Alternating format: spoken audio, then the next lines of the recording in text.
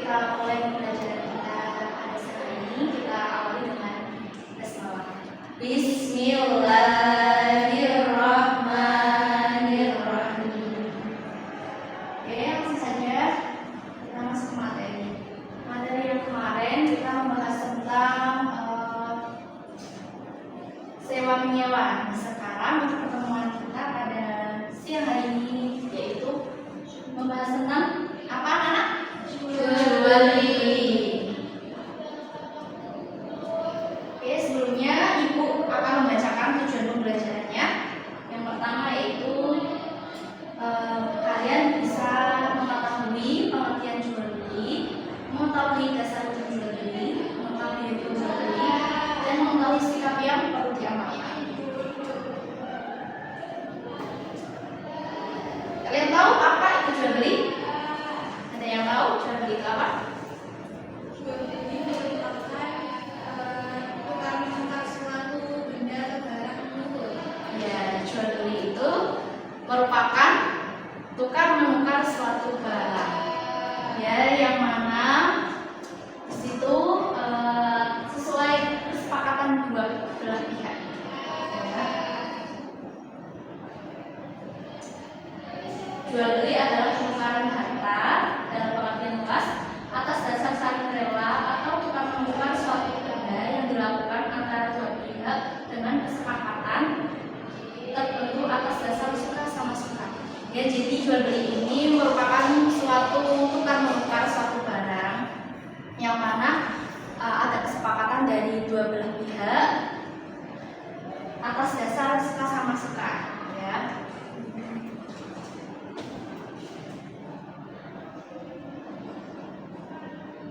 Oke, dasar hukum jual beli itu tercantum dalam Al-Quran surat Al-Baqarah ayat 275.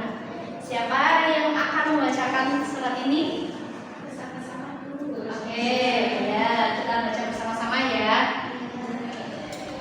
Bismillahirrahmanirrahim. Alladzina ya'kuluna riba yaqumuna illa kama yaqumul ladzi yatakhabbathu asy-syaitanu minal mas. Dzalika bi annahum qalu innamal bay'u mithlu riba wa ahallallahu al-bay'a wa harrama riba. Faman ja'ahu maw'izatun min rabbih fantaha falahu ma salaf wa amruhu ila Allah wa man 'ada fa ulaika ashabun nar hum fiha khalidun. Oke, jadi jual beli ini udah ada dasarnya di dalam Al-Quran surat Al-Baqarah ayat 275 yang mana artinya orang-orang yang memakan atau bertransaksi dengan riba tidak dapat berdiri kecuali seperti orang yang berdiri sembayangan karena kesurupan setan. Demikian itu terjadi karena mereka berkata bahwa jual beli itu sama dengan riba. Padahal Allah telah menghalalkan jual beli dan mengharamkan riba. Siapapun yang telah sampai kepadanya peringatan dari Tuhannya menyangkut riba, lalu dia berhenti sehingga apa yang telah diperolehnya dahulu menjadi miliknya dan urusannya terserah kepada Allah. Siapa yang mengulangi transaksi riba, maka mereka itulah penghuni neraka. Mereka kekal di dalamnya. Jadi Allah ini menghalalkan jual beli dan mengharamkan riba.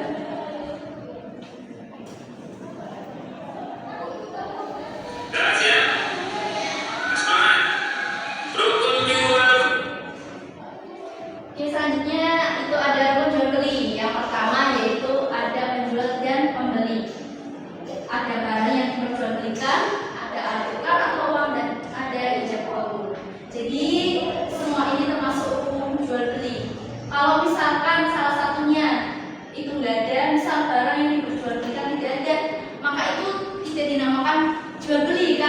yang mau dibeli atau mau dijualkan itu nggak ada.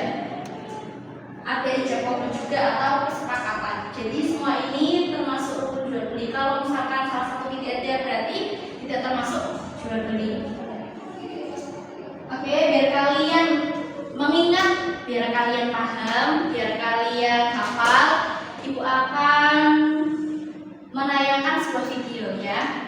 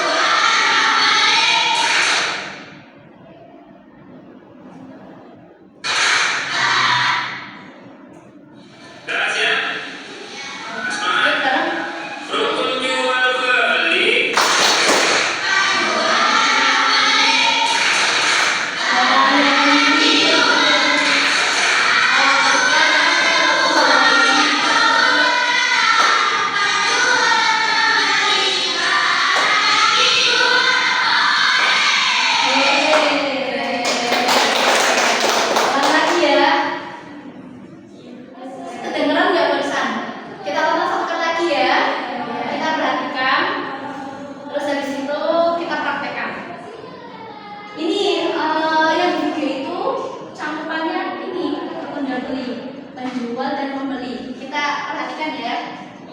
Ulangi lagi.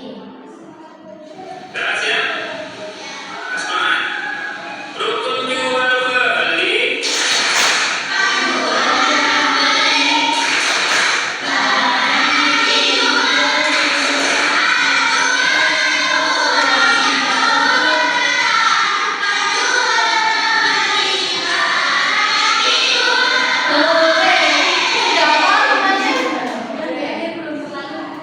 Ya jadi gini, rukun jual beli, penjual dan pembeli. Barang yang dijual, alat tukar atau uang, ijab kabul perkataan. Ijab kabul perkataan, penjual dan pembeli, barang yang dijual. Ya kelihatan ya tulisannya ya, kelihatan. Oke, bareng aja sekalian. Oke. Rukun jual beli.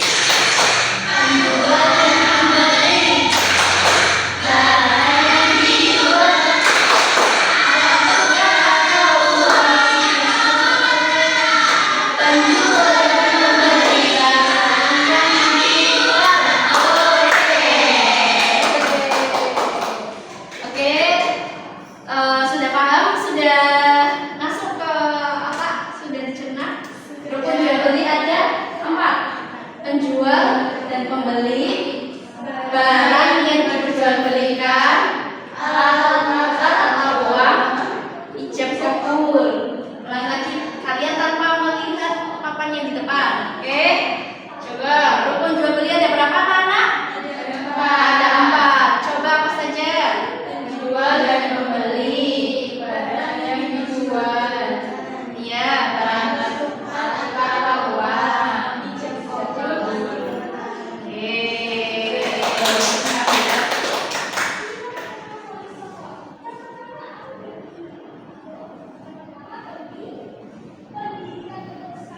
Sekarang kita masuk ke sikap yang perlu kalian amalkan dalam jual beli. Yang pertama yaitu sikap adil dan jujur, tidak menipu, transparan dan tidak merugikan pihak lain. Contohnya nih, Mbak Lydia mau beli mangga di Mbak Ainun. Mbak Ainun, aku mau beli mangga. 1 kilonya berapa? 10.000. Oke Mbak, aku beli 2 kilo. Ini mangganya manis nggak ya? Terus kata Mbak Ainun, ini mangganya manis semua Bu. Padahal di situ mangganya ada yang manis, ada yang asam. Iya, ada yang asam. Tapi Mbak Ainun ini bilangnya ini mangganya manis semua Bu. Silahkan kalau mau dipilih, ini manis semua. Terus akhirnya Mbak Lydia ambillah semua mangga di situ karena Mbak Lydia kiranya itu manis semua. Jadi nggak akan mengira kalau dia bakal dapat yang asam juga. Terus akhirnya udahlah bayar mangga ke Mbak Ainun. Ternyata pas sampai di rumah itu mangganya ada yang asam. boleh nggak kayak gitu? Nggak boleh, karena apa? Karena tidak menipu atau tidak jujur, ya itu tidak boleh ya. Kemudian sikap budaya antri, menghargai giliran dan hak orang lain dalam transaksi. Nah, di suatu pasar itu, misal Mbak Aska mau beli apa ya? Mau beli sayur. Di situ banyak orang di situ. Terus Mbak Aska, kok banyak banget ya antriannya? Aku mau masak nih, suamiku mau berangkat kerja, nanti nggak keburu. Akhirnya aku nyerobot aja. Itu boleh nggak kayak gitu? Boleh. Karena apa? Transaksi ya, karena Mbak Aska ini tidak antri atau tidak menghargai giliran dalam bertransaksi. Kemudian ada sikap tanggung jawab, menjalankan kewajiban sesuai kesepakatan barang dan pembayaran, dan sikap sopan santun, bersikap ramah dan menghargai penjual maupun pembeli. Nggak boleh perangkat ya. Kalau ada yang mau beli itu sumringah, ya ramah, jangan disemut. Nanti yang ada malah pembelinya malah kabur. Nggak boleh ya Mbak Ainun ya. Iya nggak boleh ya, perangkat ya.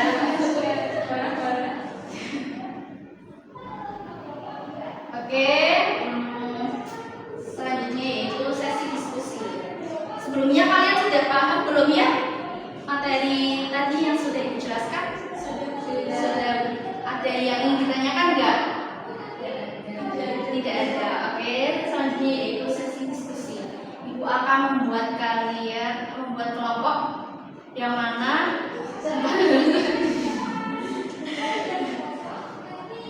ya 4 kelompok ya, nanti dibuat 4 kelompok ya. Satu kelompoknya 3 orang ya. Tugasnya yaitu mempraktikkan jual beli melalui undian, kemudian diskusikan bersama kelompok kalian. Nanti untuk tugasnya buat PR saja ya. Ya, nanti dikumpulkan minggu depan. Ya, oke. Selanjutnya yaitu kesimpulan. Ayo kita baca bareng-bareng kesimpulan materi tadi. Jual beli dalam Islam bukan sekedar aktivitas ekonomi, tetapi bagian dari ibadah yang diatur untuk menjaga keadilan, kejujuran, dan kemaslahatan bersama. Keabsahan transaksi tidak hanya ditentukan oleh pembelinya dan masyarakat, tetapi juga oleh seorang pelakunya. Jual beli yang benar adalah yang menurunkan aturan syariat dengan integritas pribadi, sehingga menghasilkan transaksi yang halal, adil, dan membawa berkah bagi semua masyarakat. Ya, itulah kesimpulan ya. Oke, ini materinya sudah selesai. Tugasnya kumpulan minggu depan. Minggu depan berarti maju diskusi. Tugas hari ini sama, kita akan membahas materi selanjutnya yaitu utang piutang. Oke, Ibu akhiri pertemuan kita pada siang hari ini. Kita akhiri dengan hamdalah.